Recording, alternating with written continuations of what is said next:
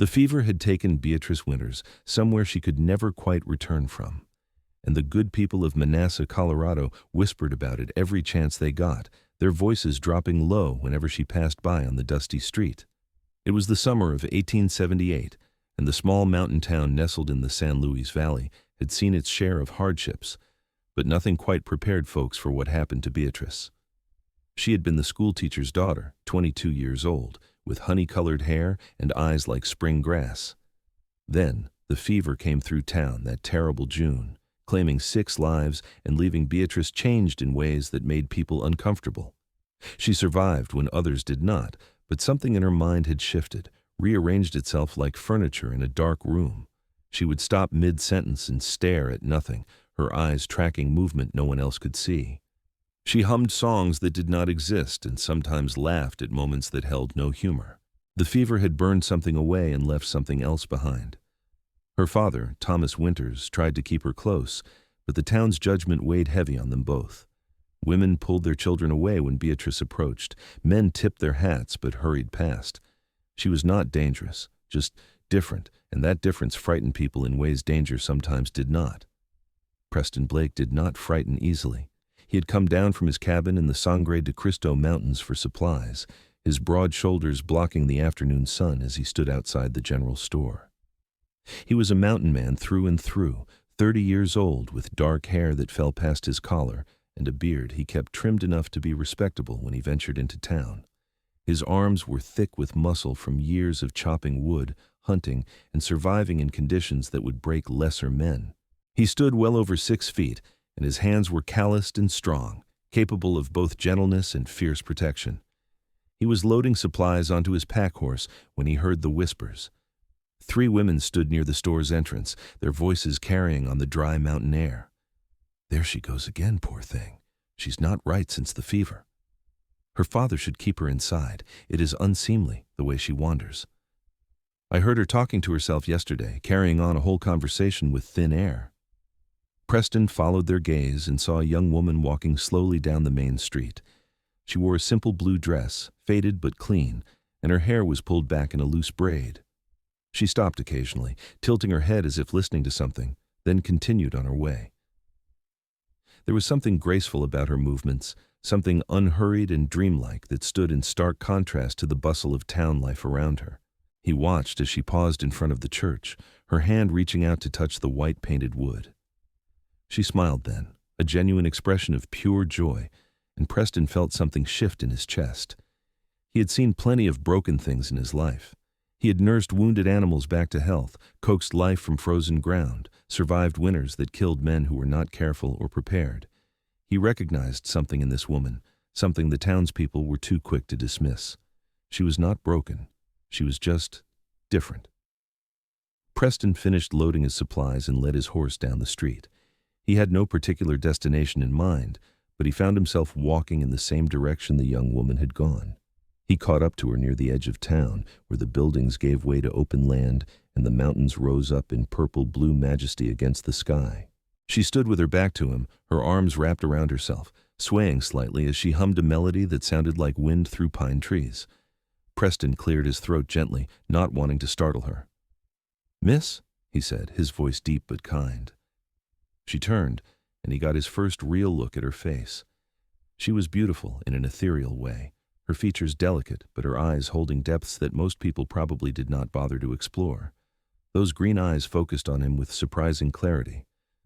"You are the mountain man," she said simply. "I have seen you before, from far away. You have kind hands." Preston glanced down at his hands, scarred and rough, and almost smiled. "I am Preston Blake, miss. I live up in the mountains. And you are?" "Beatrice Winters, but everyone calls me the fever girl now." She said it without bitterness, just stating a fact. "They think I'm broken." "Are you?" Preston asked, genuinely curious. She considered this, her head tilting to one side. "I am different than I was before. The fever showed me things, changed the way I see the world. Sometimes I see patterns where others do not. Sometimes I hear music in the wind.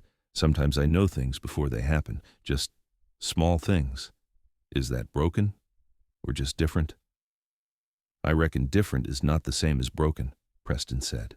He He took a step closer, noting how she did not flinch or retreat. "Your father must be worried, you being out here alone." "Father worries all the time now. He looks at me like I am made of glass." Beatrice's expression grew sad. "He loved who I was before. I'm not sure he knows how to love who I am now." Preston felt a surge of protectiveness that surprised him with its intensity. He barely knew this woman, yet he wanted to tell her that she deserved to be loved exactly as she was, fever, changed mind and all. Instead, he said, "I'm heading back up the mountain tomorrow. There's a meadow about halfway up where the wildflowers are blooming. Prettiest thing you ever saw. You might like it." Beatrice's eyes widened. "Are you inviting me to see it?" "If your father allows it, yes, miss. I will be a perfect gentleman. We could make it there and back before nightfall." She smiled then, really smiled, and Preston felt that shift in his chest again, stronger this time. "I would like that very much. Thank you, Preston Blake." He touched the brim of his hat. "I will come by your father's house in the morning, around dawn. Is that too early?" "Dawn is when the world is most honest," Beatrice said. "I will be ready." Preston walked her back toward town, staying a respectful distance but close enough to make it clear she was under his protection. He noted how people watched them, how the whispers started up again. He met every curious gaze with a steady look that said clearly, "Mind your own business." Thomas Winters was standing on the porch of his modest house when they arrived. He was a thin man with graying hair and worry lines etched deep around his eyes. He looked at Preston with suspicion and relief mixed together. "Beatrice, I was about to send someone looking for you," he said. "I was just walking, Father, and I met Preston Blake. He is a mountain man." Thomas's eyes narrowed. "I know who he is. What business does a mountain man have with my daughter?" Preston stepped forward, holding himself with quiet confidence. "Respectful business only, sir. I would like to take your daughter to see the wildflower meadow up the mountain tomorrow, if you will allow it. We will be back before dark, and I give you my word she will be safe." Thomas looked between them, clearly torn. His daughter's face held more animation than he had seen in weeks, but the idea of letting her go off with a stranger into the mountains was not easy to accept. "Please, Father," Beatrice said softly. "I want to see the flowers. I want to see something beautiful." Thomas sighed heavily. "You will have her back before nightfall?" "You have my word, sir." "Then I suppose it is fine. But Preston Blake, if any harm comes to her—" "No harm will come to her while I draw breath," Preston said, and he meant it with an intensity that surprised even himself. That night, Preston made camp outside of town, sleeping under the stars as he usually did when he came down from the mountain. He thought about Beatrice Winters, about the way she saw the world through fever-changed eyes, about how the town had written her off as damaged. He had spent most of his adult life alone, preferring the honest company of mountains and wildlife to the complicated politics of town living. He had never felt lonely, had never wanted for companionship beyond the occasional visit to Manasseh for supplies and conversation. But something had changed today. Something had shifted when he looked into those green eyes and saw not brokenness, but possibility. He woke before dawn, as was his habit, and made his way into town as the sun painted the mountains gold and pink. Beatrice was waiting on her porch, dressed in a practical brown riding skirt and white blouse. Her hair was braided down her back, and she held a small satchel. "I brought water and some bread," she said, "in case we get hungry." Preston smiled. "Good thinking. Have you ridden much?" "Before the fever, yes. After, Father has been afraid to let me near the horses." "Can you ride?" Beatrice met his eyes. "I remember how. My body remembers, even if my mind works differently now." Preston had brought an extra horse, a gentle mare named Clover, who had the patience of a saint. He helped Beatrice mount up, noting how confidently she settled into the saddle, how naturally she took the reins. Whatever the fever had changed, it had not touched her muscle memory. They rode out of town as the day was breaking, heading toward the mountains that rose like ancient sentinels over the valley. Preston led the way on his stallion, Duke, but he kept a careful eye on Beatrice. She rode well, her posture relaxed but competent. She kept looking around with wide eyes, taking in everything as if seeing it for the first time. "Tell me about the mountains," she said as they climbed the lower slopes. Preston considered his words. He was not much for talking, but something about Beatrice made him want to share. They are honest. They do not pretend to be anything other than what they are. They are hard but fair. They will kill you if you are careless, but they will sustain you if you respect them. I have lived up there for 8 years now, ever since I came west from Missouri. Why did you leave Missouri? Nothing keeping me there. My parents died when I was 20, left me their farm. I worked it for a couple years, but it did not feel right. I wanted something more, something that matched what I felt inside. Space, freedom, challenge. So I sold the farm and came west. And you found what you were looking for? Preston glanced at her, saw genuine interest in her face. I found peace, I suppose. I found a place where I could be exactly who I am without having to explain it or apologize for it. Beatrice was quiet for a moment, then said, I wish I had a place like that, where being different did not require explanations. Maybe you do, Preston said. Maybe you just have not found it yet. They rode higher into the mountains, following trails that Preston knew by heart. The air grew thinner and cooler, scented with pine and sage. Birds called from the trees, and once they saw a deer watching them from a distance before it bounded away into the forest. Beatrice laughed with delight at the sight, a sound so pure and genuine that Preston felt his heart constrict. She was not performing for him, not trying to be anything other than exactly who she was in that moment. It was refreshing in a way he had not known he needed. They reached the meadow around mid-morning.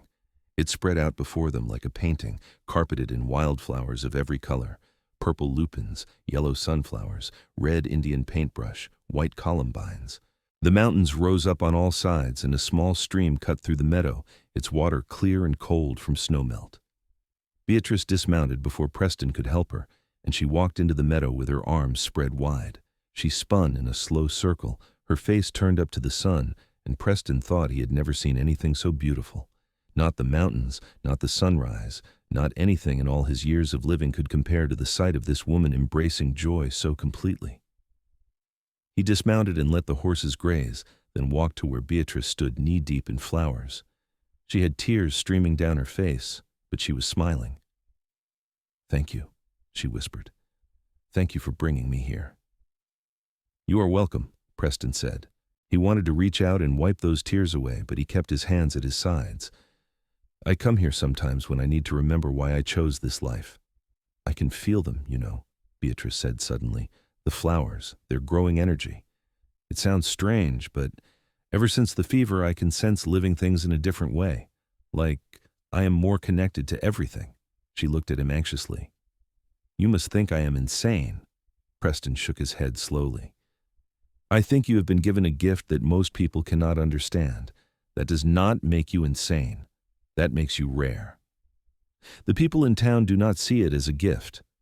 The people in town are scared of what they do not understand. That is their failing, not yours." They spent hours in the meadow. Beatrice explored every corner of it, touching flowers gently, listening to the stream, lying in the grass and watching clouds drift overhead. Preston sat on a boulder and watched her, content in a way he had not felt in years. She asked him questions about the plants and animals, and he answered what he knew. She told him about her life before the fever, about teaching children their letters, about books she loved and dreams she had held. "I wanted to see the ocean someday," she said as they sat by the stream eating the bread she had brought. "I wanted to stand at the edge of the world and look out at all that water." Does that sound foolish? Not at all. I have not seen the ocean either. Maybe someday we both will. The words hung between them, the implication clear. Maybe someday together. Beatrice looked at him with those penetrating green eyes, and Preston felt seen in a way he never had before. "Why are you being kind to me?" she asked softly. "You do not know me. You do not owe me anything." Preston thought about how to answer. "When I was 12 years old, I found a wolf cub in the woods near our farm. It had been abandoned by its pack, probably because it was born with a twisted front paw. It could walk, but it limped. My father wanted to shoot it, said it would never survive, that it would be kinder to end it quick. But I talked him into letting me try to raise it. I built it a pen, fed it, worked with it every day. That wolf lived for 10 years. The twisted paw never straightened, but it learned to move just fine. It lived a good life, a full life. It just needed someone to see that different did not mean doomed." Beatrice's eyes were shining. What happened to the wolf? It died of old age, peaceful in its sleep. I buried it under an oak tree behind the barn. Preston leaned forward, his elbows on his knees.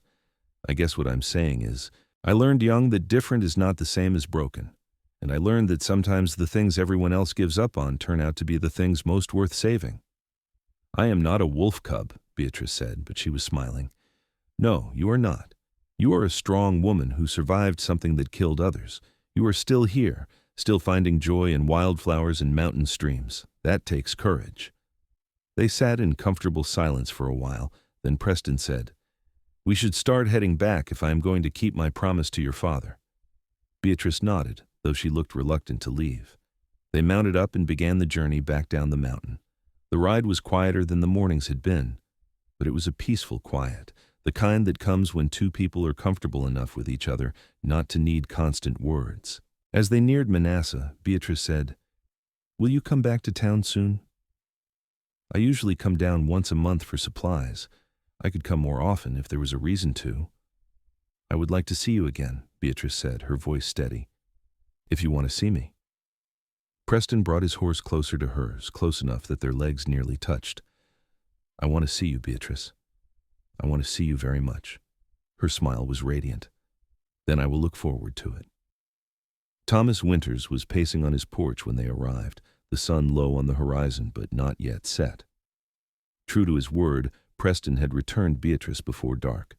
Thomas hurried down to meet them, his eyes searching his daughter's face for signs of harm or distress. What he found instead was joy. Beatrice was glowing, her eyes bright and her smile genuine. She dismounted and hugged her father, something she had not initiated in weeks. Oh, Father, it was beautiful. The meadow, the flowers, the mountains. I felt like myself again, or maybe like a better version of myself. Thomas looked at Preston with a mixture of gratitude and caution. "Thank you for keeping your word, Blake." "It was my honor, sir." Preston tipped his hat to Beatrice. "Thank you for the company, miss. It was a fine day." "The finest," Beatrice agreed. Preston rode off to make camp, but he could feel Beatrice's eyes following him until he disappeared from view. He made his camp that night with a lightness in his heart that was entirely new. He had come to town expecting to buy flour and coffee and maybe some tobacco. He had not expected to meet someone who made him reconsider his solitary life. Over the next weeks, Preston found reasons to come to Manasseh more frequently. He needed new rope. His knife needed sharpening. He wanted fresh vegetables. The reasons were thin, and everyone knew it, including Beatrice, who met him each time with undisguised delight. They took more rides into the mountains, always with Thomas's permission, always back before dark. Preston showed Beatrice his favorite spots, a waterfall that cascaded down granite rock, a grove of aspen trees that whispered in the wind, a high peak where you could see for miles in every direction. She shared her inner world with him, explaining how she experienced things differently now, how colors seemed brighter, how she could sense emotions in people and animals, how time felt more fluid to her. "Do you ever wish the fever had not changed you?" Preston asked one day as they sat on a fallen log near a crystal-clear lake. Beatrice thought about it carefully. "Sometimes. When people look at me with pity or fear, yes, I wish I could go back to being who I was, but other times, I am grateful. I see beauty that others miss. I feel connected to the world in ways that bring me joy. If I could go back, I would lose all of that." "The world is richer for having you in it, exactly as you are," Preston said, and he meant it with his whole heart. Something changed between them in that moment. The air seemed to thicken, and when Beatrice looked at him, Preston saw not just affection, but something deeper, something that matched what he was feeling. He reached out slowly, giving her time to pull away if she wanted, and tucked a strand of hair behind her ear. His fingers lingered on her cheek, rough against soft. "Beatrice," he said, his voice rough, "I need you to know something. I am not a fancy man. I do not have much to offer beyond a cabin in the mountains and a life that is hard more often than it is easy. But I am falling in love with you. I think I started falling that first day I saw you in town, and I need you to know that before we go any further." Beatrice's eyes filled with tears, but they were good tears. Preston Blake, I'm falling in love with you too. You are the only person who looks at me and sees someone whole. You are the only person who makes me feel like I belong exactly as I am." Preston cupped her face in both his large hands, his thumbs brushing away her tears. "May I kiss you?" "Yes," she whispered. "Please, yes." He leaned in slowly, giving her every chance to change her mind, but Beatrice met him halfway. Their lips touched gently at first, a tentative exploration. Then Preston deepened the kiss, and Beatrice responded with a passion that surprised them both. When they finally pulled apart, both were breathing hard. "I have never been kissed like that," Beatrice said, touching her lips in wonder. "Neither have I," Preston admitted. "I have kissed women before, but never like that, never with so much feeling." They sat close together after that, Beatrice leaning against Preston's broad shoulder, his arm around her waist. They talked about the future in careful, hopeful terms. Preston told her about his cabin, describing the single large room with the stone fireplace, the loft where he slept, the porch that looked out over the valley. He told her it was not much, but it was sturdy and warm. Beatrice told him that much did not matter to her. She told him that she felt more alive in the mountains than she had ever felt in town, that being with him felt right in a way nothing else had since the fever. "Your father will need convincing," Preston said practically. "He barely trusts me as it is. Father wants me to be happy. He wants me to be cared for. We will make him understand." But Thomas Winters was indeed hard to convince. When Preston came to him a week later to formally ask permission to court Beatrice, the older man's face grew stormy. "You want to court my daughter? You live like a hermit in the mountains. What kind of life is that for her?" "An honest one," Preston said calmly. "Sir, I love your daughter. I love her strength, her spirit, the way she sees the world. I know she is different since the fever, and I do not care. In fact, I treasure those differences. They make her who she is. I can provide for her. I can keep her safe, and I can promise you that I will spend every day of my life making sure she knows she is loved and valued." "She is fragile," Thomas argued, though his voice was losing some of its heat. "She needs care, understanding." "She is not fragile, sir. She is strong. She survived something that killed 6 other people. She adapted to changes that would have broken someone weaker. She has more strength in her little finger than most people have in their whole body. And yes, she needs understanding, but she deserves more than that. She deserves to be celebrated, not hidden away because she makes people uncomfortable." Thomas sat down heavily in his chair. "She told me she loves you. I love her too, sir, with everything I am." Thomas was quiet for a long moment, then he sighed. "Her mother died when Beatrice was young. I raised her alone. Maybe I held on too tight, especially after the fever. Maybe I let my fear control me too much." He looked up at Preston with tired eyes. "You will be good to her? I will be everything she needs for as long as she will have me. Then you have my blessing to court her properly. But Preston Blake, if you hurt her, if you fail to take care of her, I will find a way to make you regret it, mountain man or not." Preston held out his hand. "You have my word, sir." They shook, and just like that, everything changed. Preston began courting Beatrice in earnest, and the whispers in town grew louder. People could not understand what a mountain man wanted with the fever-changed girl. Some said he was taking advantage of her addled mind. Others said she had bewitched him with some kind of fever magic. A few, the kinder ones, said maybe they deserved each other. 2 odd souls finding comfort together. Preston and Beatrice ignored the talk. They spent every moment they could together, learning each other's rhythms and quirks. Preston learned that Beatrice liked her coffee with honey, that she hummed when she was happy, that she sometimes woke from dreams with prophecies that usually came true in small ways. Beatrice learned that Preston was quieter in the mornings, that he had a dry sense of humor that surprised her, that his hands could be incredibly gentle despite their size and strength. 3 months after they met, Preston asked Beatrice to marry him. They were in the wildflower meadow again, the place that had become their special spot. The flowers had changed with the advancing season, but it was still beautiful, still magical. Preston got down on one knee in the grass, holding a ring he had commissioned from the town silversmith. It was simple, just a band of silver with a small turquoise stone, but it was crafted with care. "Beatrice Winters, You have changed my life in ways I never expected. You have brought light and laughter and love into my days. You have shown me that the heart I thought was content alone was actually just waiting for the right person. Will you marry me? Will you come live with me in the mountains and build a life together?" Beatrice dropped to her knees in front of him, taking his face in her hands. "Yes, yes, 1,000 times yes. I will marry you, Preston Blake. I will go anywhere with you, be anywhere with you, as long as we are together." He slipped the ring on her finger, and they kissed in the meadow surrounded by flowers and mountains and endless sky. When they rode back to town that evening, both were grinning like fools, and Beatrice held her left hand up to catch the light, watching the turquoise sparkle. Thomas cried when they told him, though whether from joy or sadness or both was hard to say. "You will be so far away," he said to his daughter. "You can visit," Beatrice assured him, "and we will come down to see you. You are not losing me, Father. You are gaining Preston." They were married 6 weeks later in the small church in Manasseh. It was September 1878, and the aspens had turned golden on the mountainsides. Beatrice wore a simple white dress that she had sewn herself, and Preston wore new black trousers and a white shirt that felt strange after years of buckskin and flannel. Thomas walked Beatrice down the aisle, and Preston watched her approach with his heart in his throat.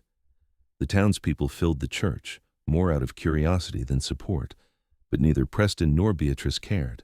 They spoke their vows with steady voices, promising to love and honor each other through all the years to come.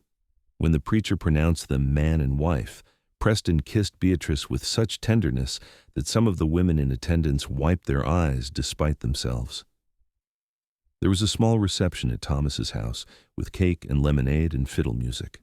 Preston danced with his bride, his large frame surprisingly graceful, holding her as if she were precious and breakable, even though he knew she was neither. Beatrice glowed with happiness, all traces of the distant, distracted woman from months ago erased by joy and love. As the sun began to set, Preston and Beatrice said their goodbyes. They would spend their first night as a married couple at Thomas's house, then head up the mountain in the morning. Thomas hugged his daughter tight, whispering something in her ear that made her nod and hug him back even tighter. That night, in the small bedroom that had been Beatrice's since childhood, Preston and Beatrice came together as husband and wife. Preston was gentle and patient, knowing she was innocent, taking his time to ensure her comfort and pleasure. Beatrice was nervous but eager, trusting Preston completely. They moved together with growing confidence, learning the language of each other's bodies, finding rhythms and pleasures that were theirs alone. Afterward, they lay tangled together in the narrow bed, both marveling at the intimacy they had shared. "I love you," Beatrice whispered into the darkness. "I love you so much it almost frightens me." Preston kissed her forehead. "You never have to be frightened with me. I will protect you, cherish you, love you until my last breath." They fell asleep wrapped around each other, two souls that had found their perfect match against all odds. Morning came early. They dressed in practical clothing, loaded their few belongings onto Duke and Clover, and prepared for the journey to their new home. Thomas stood on the porch, looking older and smaller than usual, but he managed a smile. "You take care of each other," he said. "And Beatrice, you write to me. Tell me how you are doing." "I will, Father. I promise." They rode out of Manasseh as man and wife, heading toward the mountains that rose like a promise against the clear blue sky. The journey took most of the day, climbing higher and higher until the town was just a distant memory below them. Preston led the way along trails that were sometimes barely visible, but he knew every stone and tree. They reached the cabin in late afternoon. It sat in a clearing surrounded by pines, with a small stream running nearby and mountains visible in every direction. It was built from logs Preston had cut himself, chinked tight against the winter winds. There was a small barn for the horses, a root cellar for storage, and a covered porch that faced east to catch the morning sun. Preston dismounted and came to help Beatrice down. "It is not much," he said, suddenly nervous, "but it is solid. I built it myself 5 years ago." Beatrice looked around with wide eyes, taking in everything. "It is perfect," she breathed. "Preston, it is absolutely perfect. He carried her over the threshold, as tradition demanded, and set her down gently in the center of the single large room. There was a stone fireplace that dominated one wall, a table and 2 chairs he had built, a rocking chair near the hearth, shelves holding supplies and tools. A ladder led up to a loft where he had made a bed from rope and a thick mattress stuffed with pine needles and wool. It smelled like wood smoke and pine and the wild outdoors. "I will build more furniture as we need it," Preston said. "And next summer I can add another room if you want, maybe a proper bedroom on the ground floor." Beatrice turned to him with tears streaming down her face, and Preston's heart clenched with worry. "What is wrong? You do not like it?" "I love it," she said, laughing through her tears. "I love it so much. This is the first place that has felt like home since the fever. I can breathe here, Preston. I can be myself here. Thank you for bringing me here.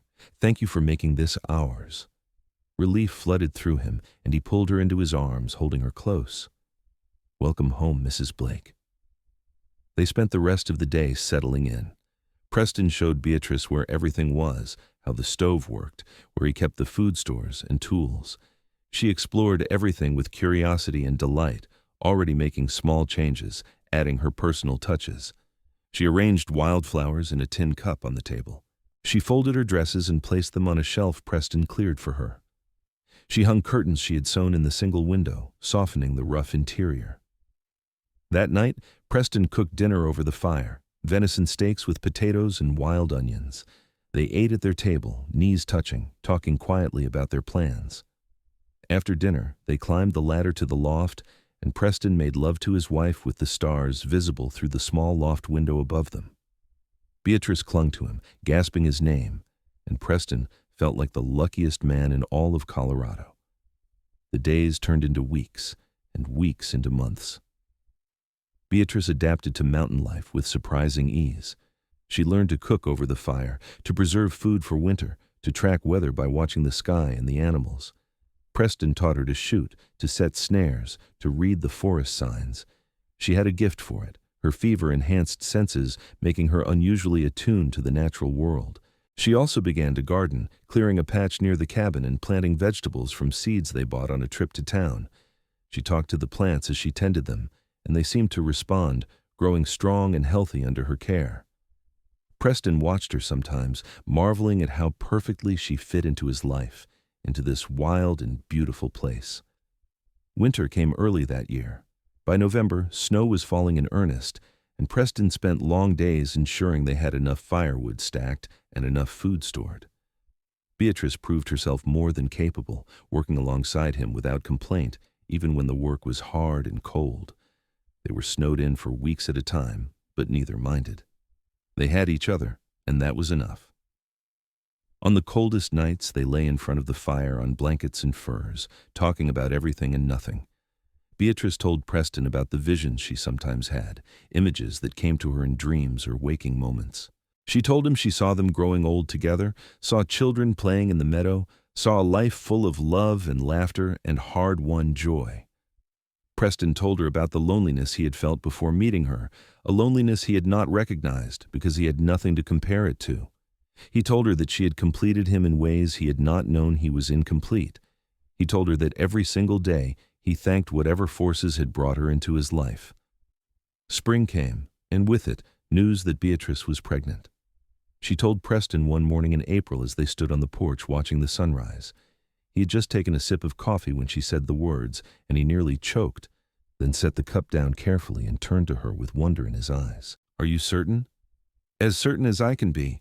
I have missed my monthly time twice now, and I have been feeling strange in the mornings, and I have been dreaming about a baby, Preston. A strong, healthy baby with your dark hair." Preston let out a whoop of joy that echoed off the mountains, then picked Beatrice up and spun her around, laughing. He set her down carefully, suddenly worried. "Should I not have done that? Can I hurt the baby?" Beatrice laughed, bright and free. "I'm not that fragile, husband. The baby will be fine." Preston placed his large hand on her still flat belly, his expression full of awe. "We are going to be parents." "We are. Are you happy?" Happy does not begin to cover it. I am terrified and excited and grateful and overwhelmed all at once. They wrote to Thomas immediately, and his response came back within 2 weeks, full of joy and congratulations and advice. He promised to visit as soon as the mountain passes were fully clear, to see his daughter and check on her health. The pregnancy progressed smoothly. Beatrice bloomed with it, her skin glowing and her energy boundless. She continued her work around the cabin, gardening and cooking and helping Preston with the lighter tasks. He watched her like a hawk, constantly worried despite her assurances that she felt wonderful. In late July, Thomas made good on his promise and rode up the mountain to visit. He spent a week with them, and Preston saw the older man's worry fade as he observed how well Beatrice was thriving. She was happy and healthy, clearly loved and cared for. The cabin was tidy and well-stocked. Preston was attentive without being overbearing. Thomas returned to Manasseh with peace in his heart, knowing his daughter was exactly where she was meant to be. Beatrice went into labor on a cold October morning.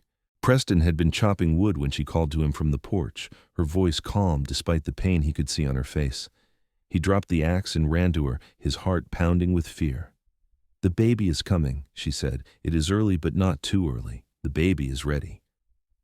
Preston had helped deliver foals and calves, but the thought of delivering his own child terrified him in ways he could not articulate.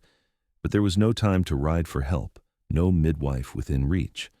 It was just the two of them, and he would have to be enough. He got Beatrice inside and settled on their bed, which he had moved down from the loft a month earlier in preparation for this.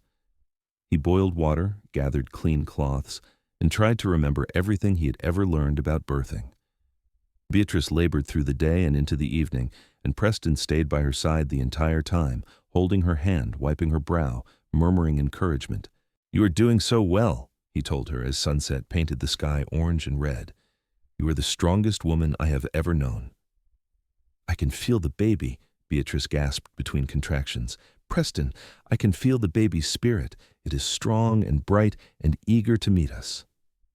As full dark fell, Beatrice gave a final mighty push, and Preston caught his son as he entered the world. The baby was small but perfect, with a full head of dark hair and lungs that announced his arrival with a lusty cry. Preston cut and tied the cord with shaking hands, then wrapped his son in a clean blanket and placed him in Beatrice's arms. She looked down at the baby with tears streaming down her face, touching his tiny fingers and toes, counting them all. "Hello, little one," she whispered. "Hello, my beautiful boy." Preston knelt beside the bed, one arm around his wife, one finger caught in his son's impossibly small fist. "We made that," he said in wonder. "We made a whole person." "We did. What should we name him?" They had discussed names, but nothing had felt quite right. Now, looking at his son, Preston said, "Thomas, after your father, Thomas Blake." Beatrice smiled through her tears. "Father will be so honored. Thomas Preston Blake. He can have your name as his middle name." "Thomas Preston Blake," Preston repeated, testing it out. "I like it. It is a strong name for a strong boy." They spent that night in a bubble of exhausted happiness, taking turns holding Thomas, marveling at every tiny sound and movement he made. Preston helped Beatrice clean up and made sure she ate something, then lay beside her on the bed, their son between them, feeling more complete than he had ever imagined possible. The next morning, Preston rode down to town to send word to Thomas Winters that he had a grandson. The older man arrived within days, riding faster than was probably wise, but Preston understood the urgency. Thomas held his namesake with tears streaming down his weathered face and told Beatrice that she had given him the greatest gift imaginable. Young Thomas was an easy baby, peaceful and content. He nursed well and slept in long stretches, waking only when he was hungry or wet. Beatrice took to motherhood with the same grace she brought to everything else, somehow knowing instinctively what her son needed. Preston was a devoted father, changing diapers without complaint, walking the floor with Thomas when he was fussy, singing lullabies in his deep voice that never failed to soothe. The years passed in a rhythm of seasons and growth. Thomas grew from baby to toddler, taking his first steps in the meadow full of wildflowers, saying his first word while watching his father chop wood. He had his father's dark coloring and his mother's green eyes, and he seemed to have inherited some of Beatrice's fever gift. He could sense animals before he saw them, could predict weather changes, could sometimes know things before they happened. When Thomas was 3, Beatrice became pregnant again. This time, she gave birth to a daughter in the spring, an easier labor than the first. They named her Sarah, and she had Beatrice's honey-colored hair and Preston's strong features. She was a firecracker from the start, crying louder than Thomas ever had, demanding attention and giving affection in equal measure. Preston expanded the cabin, adding 2 small bedrooms and a proper kitchen. He built furniture and toys, carved animals and dolls, made sure his growing family had everything they needed. Beatrice continued her garden, teaching the children about plants and growing things. They raised chickens and goats, hunted and fished, and lived a life that was hard but deeply satisfying. The whispers in Manasseh had long since faded. When Preston brought his family down the mountain for supplies, people saw not the fever-changed girl and the strange mountain man, but a strong family unit. A protective father, a capable mother, 2 healthy, happy children. Some of the women who had once whispered about Beatrice now asked her advice about gardening and child-rearing. The transformation was complete. Thomas Winters passed away peacefully in his sleep when young Thomas was 7 and Sarah was 4. They buried him in the Manasseh cemetery, and Beatrice cried for the father who had done his best, who had eventually learned to let her go so she could become who she was meant to be. Preston held her through her grief, and the children were old enough to understand that their grandfather had gone somewhere they could not follow, but that he had loved them very much. 2 years later, Beatrice gave birth to twins, boys they named Daniel and Michael. The cabin was suddenly very full and very loud, and Preston added another room, creating sleeping space for the growing brood. He was 42 years old now, his hair and beard showing threads of silver, but he was still strong, still capable of the hard work required to support a family in the mountains. Beatrice, at 34, was in her prime. Motherhood had rounded her figure, and life had added laugh lines around her eyes, but she was still beautiful, still the woman who had captured Preston's heart all those years ago in Manasseh. The fever changes were still part of her, but they had integrated into her life so completely that they were simply part of who she was. She still had visions sometimes, still sensed things others could not, but it was just Beatrice being Beatrice. Young Thomas, at 10 years old, was already showing signs of becoming a man like his father, strong, quiet, protective of his younger siblings. Sarah, at 7, was wild and fearless, climbing trees and catching frogs and refusing to be constrained by anyone's expectations. The twins, just turned 2, were identical in appearance but different in temperament. Daniel was thoughtful and calm, while Michael was constantly in motion, always exploring, always testing boundaries. Preston sometimes stood on his porch in the early morning, coffee in hand, and looked out at the life he had built. He thought about the man he had been before Beatrice, solitary, content, but not truly happy, living a half-life in the mountains. He thought about that day in Manasseh when he had first seen her, when the townspeople had whispered that she was not right since the fever. They had been wrong. She had been exactly right, right for him, right for this life, right in every way that mattered. The fever had not broken her. It had transformed her into the woman she was always meant to be, the woman who could love a mountain man and raise children in the wilderness and find joy in a life that would have defeated someone less remarkable. Beatrice came out to join him on the porch, wrapping a shawl around her shoulders against the morning chill. She leaned against him, and Preston wrapped his arm around her waist, pulling her close. "What are you thinking about?" she asked. "About how lucky I am. About how one trip to town for supplies changed my entire life." Beatrice smiled. "Mine too. I was so lost before you, Preston. I did not know how to live in the world after the fever changed me. You showed me that I did not have to fit into their world. I could make my own world, right here with you." "We made it together," Preston corrected. "Everything good in my life comes from you. And everything good in mine comes from you." They stood together as the sun rose over the mountains, warming the valley below, painting everything gold. Inside the cabin, the children were beginning to stir. Soon there would be breakfast to make, chores to do, lessons to teach, and all the wonderful chaos of family life. But for this moment, it was just the two of them, 2 souls who had found each other against all odds and built something beautiful. Preston kissed the top of Beatrice's head. "I would do it all again, you know. Every moment, every hardship, every challenge, all of it, just to end up right here with you." "Me too," Beatrice whispered. "Me too." The years continued to pass in their mountain home. The children grew and changed, each developing their own personalities and gifts. Young Thomas became an expert hunter and tracker by age 14, often accompanying his father on extended trips into the high country. Sarah learned to shoot as well as any man and could ride like the wind, fearless and free. The twins, Daniel and Michael, were inseparable despite their differences, one the thinker and one the doer, but both deeply devoted to each other. When young Thomas was 15, he asked his father about the world beyond the mountains. "Have you ever wanted to see more?" he asked as they sat around the fire one winter evening. "To travel, to explore?" Preston considered the question. "When I was your age, I wanted to see everything. That is why I left Missouri, why I came west. I saw plenty on my journey here, and I learned that what I was looking for was not out there somewhere. It was right here, in building a life with purpose and meaning. But you are not me, son. If you want to explore, to see what is beyond these mountains, your mother and I will not stand in your way."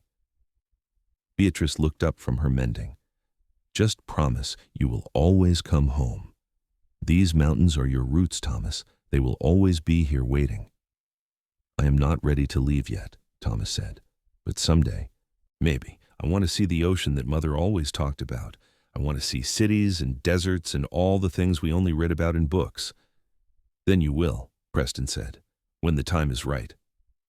Sarah announced at age 12 that she never wanted to leave the mountains, that she would build her own cabin someday nearby and raise her own family in the shadow of the peaks. The twins were still too young to think that far ahead, but they had time. Life was not always easy. There were harsh winters when supplies ran low, when Preston had to hunt in blizzard conditions to feed his family. There was the year a bear got into their food stores, and they had to make an emergency trip to Manassas in deep snow. There was the summer Sarah fell from a tree and broke her arm, and Preston had to ride for the doctor in town, terrified the entire way. There was the epidemic that swept through Manassas when the twins were 5, and Preston and Beatrice kept the children isolated on the mountain, praying the sickness would not reach them. It did not. But the hard times were balanced by the good times. There were summers spent in the wildflower meadow, the children playing while Preston and Beatrice watched and held hands. There were winter evenings around the fire, Preston telling stories while Beatrice taught the children their letters and numbers. There were birthdays and holidays, celebrations made special not by fancy gifts, but by love and togetherness. Beatrice's visions became more pronounced as she aged, and she developed a reputation among the people of Manassas as a woman who could sense things. People began coming to the cabin, making the long trek up the mountain to ask for her insight. She helped a farmer find his lost cattle. She warned a family about a coming storm that saved their lives. She told a young woman that her supposedly dead husband was actually alive and would return home within a month, and she was right. Preston was protective of her, careful not to let people take advantage of Beatrice's gifts. But he supported her desire to help, understanding that this was part of who she was, part of what the fever had given her. She charged nothing for her insights, but people brought gifts, food, cloth, tools, books. The family never went without. When Preston was 50 years old and Beatrice was 42, their children ranged in age from 18 to 8. Young Thomas had indeed ventured out to explore the wider world, spending 2 years traveling before returning home with stories of the ocean and cities and vast prairies. He had seen enough to know that what he really wanted was right here in these mountains. He had met a young woman in Denver, though, and brought her back to meet the family. Her name was Elizabeth, and she was smart and capable and not the least bit afraid of mountain life. Sarah, at 15, was as wild as ever, but Preston could see her softening around the edges, developing into a remarkable young woman. She had her mother's gift for sensing the natural world and her father's practical skills. She would make some lucky person a wonderful partner someday, though she swore she was in no hurry. The twins, at 13, were coming into their own. Daniel had a gift for numbers and books, constantly reading everything he could get his hands on. Michael was drawn to building and creating, working with his father to expand and improve the cabin and outbuildings. They were good boys, growing into good men. Preston and Beatrice were older now, their bodies showing the wear of a hard life, but they were healthy and strong. They still made love regularly, though perhaps less frantically than in their youth, their passion deepened by years of intimacy and trust. They still talked for hours, still laughed together, still held hands while watching the sunset. One evening, as they sat on their porch watching the stars come out, Beatrice said, "Do you remember what the people in town used to say about me? How I was not right since the fever?" "I remember," Preston said. "I remember thinking they were fools who could not see what was right in front of them. I have been thinking about that time in my life lately, about how lost I felt, how broken I thought I was, and then you came along and showed me that I was not broken at all, that I was just exactly who I was supposed to be." Preston squeezed her hand. "You saved me too, you know. I thought I was content living alone up here, but I was just existing, not really living. You brought life to me, Beatrice. You brought purpose and joy and love. Everything good in my life flows from you." "We saved each other," Beatrice said softly. "Two broken pieces that fit together perfectly to make something whole." "Not broken," Preston corrected gently. "Just waiting to find the right fit." They sat in comfortable silence, the sounds of the mountain evening surrounding them. Wind in the pines, the distant call of an owl, the soft murmur of the stream, the occasional laugh from inside where the children were playing a game. "If you could go back," Beatrice asked suddenly, "back to that day in Manasseh when you first saw me, knowing everything you know now, would you still approach me?" Preston turned to look at her, his weathered face serious. "Every single time, in every possible version of our lives, I would choose you. I would always choose you." Beatrice's eyes filled with tears. "I would choose you too. Always." Preston pulled her close, and they sat together as darkness fell completely and the stars blazed overhead. Inside the cabin, their children called for them to come join the game, and they went hand in hand into the warm light and laughter of home. More years passed. Young Thomas and Elizabeth were married in the wildflower meadow, the same place where Preston had first brought Beatrice all those years ago. They built a cabin a few miles from Preston and Beatrice's place, close enough to help each other, but far enough for privacy. Within a year, they had a baby daughter, making Preston and Beatrice grandparents for the first time.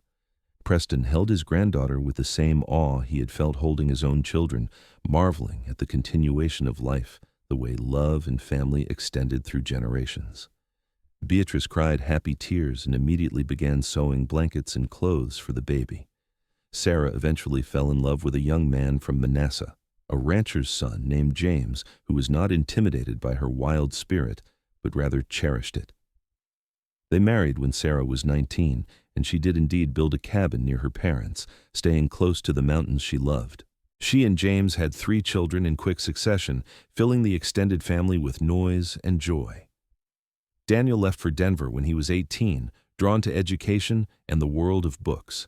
He wrote long letters home, telling his family about the university he attended, the law career he was building. He visited when he could, bringing his scholarly wife and eventually his 2 serious, studious children. He never quite fit back into mountain life, but he was happy, and that was what mattered. Michael stayed, building and creating, eventually taking over much of the physical work of maintaining the homestead as Preston's body began to slow with age. He married a girl from town, a quiet woman named Ruth, who took to mountain life like she had been born to it. They had 5 children, all loud and active and full of life. Preston was 65 years old, Beatrice 57, when they became great-grandparents for the first time. Young Thomas and Elizabeth's daughter had married and had a son, and the circle continued. The cabin that had once housed just Preston was now the center of a sprawling family network, with children and grandchildren and great-grandchildren visiting regularly, filling the mountains with laughter and love. Preston's hair and beard were fully white now, and his strong body had begun to show its age. He moved more slowly, his joints aching in cold weather. But his mind was sharp, and his heart was full. He spent his days doing lighter work, teaching grandchildren to carve and track, telling stories of the old days. Beatrice's honey-colored hair had silvered beautifully, and her face was lined with the evidence of a life well lived. The fever changes were still part of her, if anything more pronounced with age. She had visions regularly now, and people still sought her wisdom. She spent her days in her garden, surrounded by grandchildren who adored her, teaching them about plants and nature and the deeper connections that existed between all living things. One autumn evening, when the aspens were gold and the air had that particular crispness that promised winter, Preston and Beatrice sat on their porch as they had countless times before. The sun was setting, painting the sky in shades of orange and purple and pink. From the cabin behind them came the sounds of family. Michael's children were visiting, filling the house with their energy. Preston reached over and took Beatrice's hand, their fingers intertwining automatically after decades of practice. "We made a good life, did we not?" he said. "The best life," Beatrice agreed. "Better than I ever dreamed possible that day you first spoke to me in Manasseh." "Do you remember what I said?" "You asked if I was all right.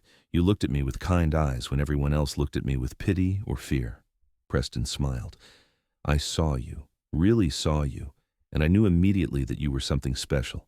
The townspeople were wrong, Beatrice. You were not wrong since the fever. You were exactly right. Right for me, right for this life, right in every way that mattered." Beatrice leaned her head on his shoulder. "I spent so long thinking I was broken, that the fever had damaged me beyond repair. But you showed me that what everyone else saw as damage was actually transformation. The fever gave me gifts, strange gifts, but gifts nonetheless, and it led me to you."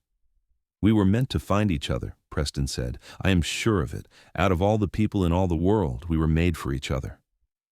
They sat quietly for a moment. Then Beatrice said, "I had a vision yesterday." "Oh?" Preston was not alarmed.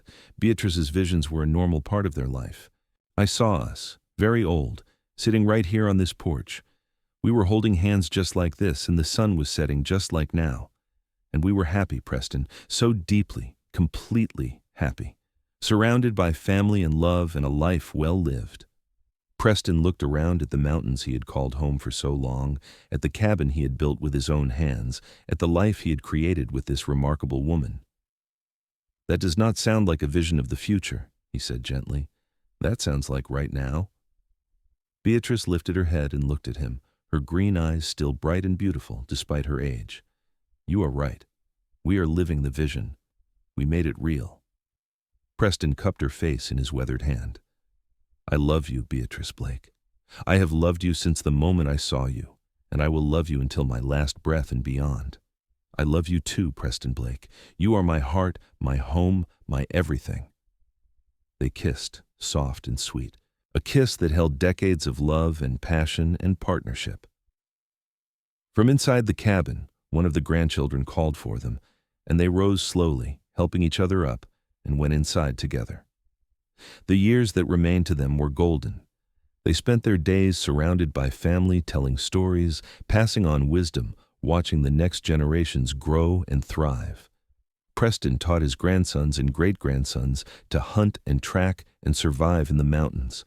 Beatrice taught her granddaughters and great-granddaughters about herbs and healing and trusting their own unique gifts. When Preston was 73, he became ill with a fever. Ironic, given how this story had begun. Beatrice nursed him through it with fierce determination, using every skill and bit of knowledge she possessed. He recovered, but he was weakened, his strong body finally showing the limits of mortality. Beatrice, at 65, remained healthy and vital, her fever-changed constitution seeming to make her more resilient than most. They knew their time was growing shorter. They could feel it in the way their bodies moved, in the way sleep came easier and lasted longer, in the way the world seemed to be slowly, gently releasing its hold on them. But they were not afraid. They had lived fully, loved deeply, and left a legacy that would continue long after they were gone. One spring morning, when Preston was 76 and Beatrice 68, they woke in their bed as they had thousands of times before. The sun was just rising, painting their bedroom in soft gold light. Preston turned to look at his wife, her silver hair spread on the pillow, her face peaceful in the early morning. "Good morning, my love," he said softly. Beatrice opened her eyes and smiled at him, that same smile that had captured his heart all those years ago. "Good morning, husband." They rose slowly and made their way to the porch with coffee, as was their routine. The mountains were waking up around them, birds singing, the stream gurgling, the wind whispering through the pines. They sat in their rocking chairs, side by side, holding hands. "It has been a good life," Preston said, not for the first time. "The very best," Beatrice agreed. "I would not change a single moment." "Not even the fever?" Beatrice considered this. "Not even the fever. If the fever had not changed me, I might not have been ready for you. I might have wanted something different, something more conventional. The fever stripped away everything superficial and left only what was real and true. It prepared me to recognize you when you came along." Preston squeezed her hand. "Then I am grateful for the fever too. It brought me the greatest gift of my life." They sat together as the sun rose higher, warming the world, bringing another day of life and love and family. Children and grandchildren would arrive later, filling the cabin with noise and laughter. There would be meals to cook and stories to tell and work to do. But for now, it was just the two of them, two souls who had found each other against all odds and built a life that exceeded every dream. Preston looked at Beatrice, at the woman who had been his wife for more than 4 decades, his partner in every sense of the word. She looked back at him with eyes that still sparkled with intelligence and humor and deep, abiding love. In that moment, Preston understood with perfect clarity that this was what life was about.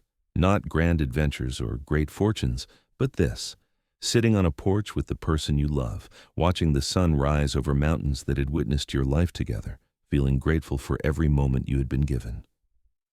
"She's not right since the fever," they had whispered in Manasseh all those years ago. But they had been wrong. Beatrice had been exactly right. Right for Preston, right for this life, right in every way that mattered. The fever had not broken her. It had made her into exactly who she needed to be to find her true home, her true love, her true self. And Preston, the mountain man who had thought himself content alone, had discovered that he had simply been waiting. Waiting for the woman who would see him as clearly as he saw her, who would love him as fiercely as he loved her, who would build a life with him that was hard and beautiful and filled with more love than he had ever imagined possible. They had found each other, two unlikely souls in a small Colorado town, and they had created something extraordinary. A family, a legacy, a love story that would be told by their descendants for generations to come. The story of the fever changed girl and the mountain man who saw her true worth, who loved her exactly as she was, who built a life with her in the shadow of the mountains. As they sat together that morning, hands intertwined, hearts beating in rhythm, they knew that whatever time remained to them would be spent just like this, together, grateful, surrounded by the evidence of a life well lived and a love that had conquered every obstacle. The sun climbed higher, chasing away the last shadows of night, and Preston and Beatrice Blake welcomed another day in their mountain home, still in love, still together, still proving that sometimes the whispers are wrong and the heart knows best.